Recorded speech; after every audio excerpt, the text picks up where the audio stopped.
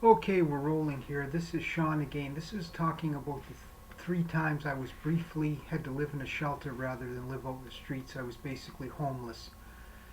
The ways that you can end up being homeless are you have no money, meaning you do not collect welfare, you do not have a job, you do not have unemployment insurance, you're not on compensation, you're not on old age pension. You basically have no money. The second way you can become homeless would be you have an addiction to some type of drugs, some type of narcotics. The third would be you would have a mental illness. The fourth would be you just got out of jail. And the fifth would be probably if you're one of those type of people that you're visiting another city in Canada or the USA and you suddenly have no money, you would be forced to stay in a shelter.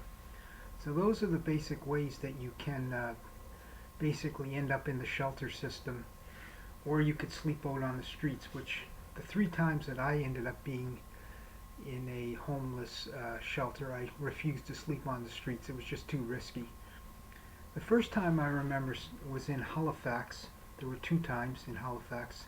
It was at some licensed place by the city of Halifax, and at that time I stayed at that shelter. It was somewhere down in the north end of the city, not too far from where Brunswick Tower still is. And I was staying there, and I stayed there for 2 weeks. It looked like the people that were in charge of it were guys that just came out of AA or Narcotics Anonymous, so they really didn't seem to do that great of a job as the caretaker of the shelter. One particular incident, and the reason I left that particular shelter, was uh, one of the tenants found out that there was a guy sleeping across from me that had a machete under his bed, and he kept it in a little bag. After that incident, I was at that particular shelter for 3 days, and I quickly got out. It was a tenant. There was only 6 people in that dorm, and one of those individuals discovered it. The staff basically didn't kick the guy out. They just made sure that he couldn't come in with a machete or a weapon. Now, obviously, having seen this guy and remembering this guy, he had mental health issues. After knowing that I had a guy with mental health issues that had a machete in his bag sleeping across from me, I quickly wanted to get the heck out of that shelter. The second time that I ended up in the shelter system was on Godchen Street in Halifax, and I ended up at the Salvation Army for approximately 2.5 weeks. It would have been about 17 days. Like I said, the previous shelter I stayed for 2 weeks. So I stayed at the one at Salvation Army on Godchen Street in Halifax for 17 days. One of the incidents I remember at that was there was an individual who was in his 50s who kept calling a white guy, who kept calling a black guy the N-word. This lasted for about a week while I was there, and then finally I guess one of them left the shelter, but this kind of BS is the thing. And the thing with being in the shelter system, you don't know who these individuals are that you're in the shelter with. You don't know what their background is, and that's the thing that worries me. Though I must say the Salvation Army in Halifax was well run, and I believe they had a breathalyzer if you came in intoxicated. This would be in the early 90s. My first day, as I mentioned, the first shelter was in the late 80s. I believe they had a breathalyzer. If you came in intoxicated, you had to blow into the breathalyzer, which was unusual to me. I guess if you were intoxicated too much, you couldn't get a bed for the night. The third time was when I was in Toronto. It would have been the early 90s. I ended up at the Salvation Army on Queen and Sherbourne for 6 weeks. And back in the early 90s, the shelter wasn't too bad from what I could see.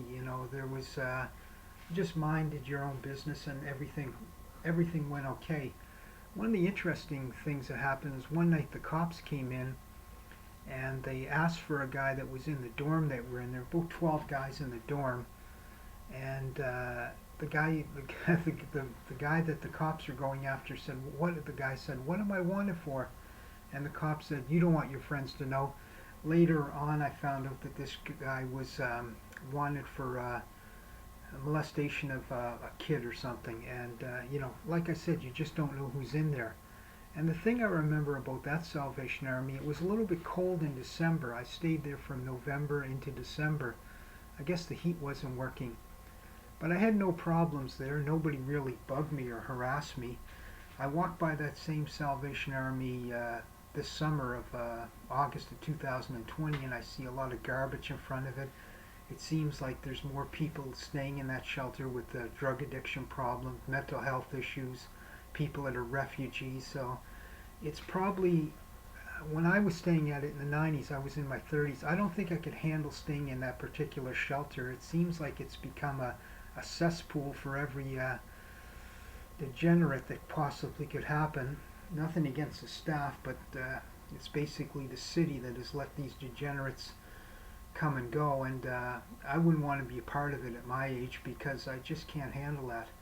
And that's my topic for today, my 3 stays at the shelters, which amounted to 6 weeks, 8 weeks, 10 weeks. So basically I spent 10.5 weeks in 3 separate times in the shelter system, and I wouldn't recommend it for anybody. It's okay to stay in the shelter for a night, but it's not what you want to. You don't want to stay in the shelters, and it's a lot worse now than when I stayed in the shelters 3 times, the late 80s and the early 90s.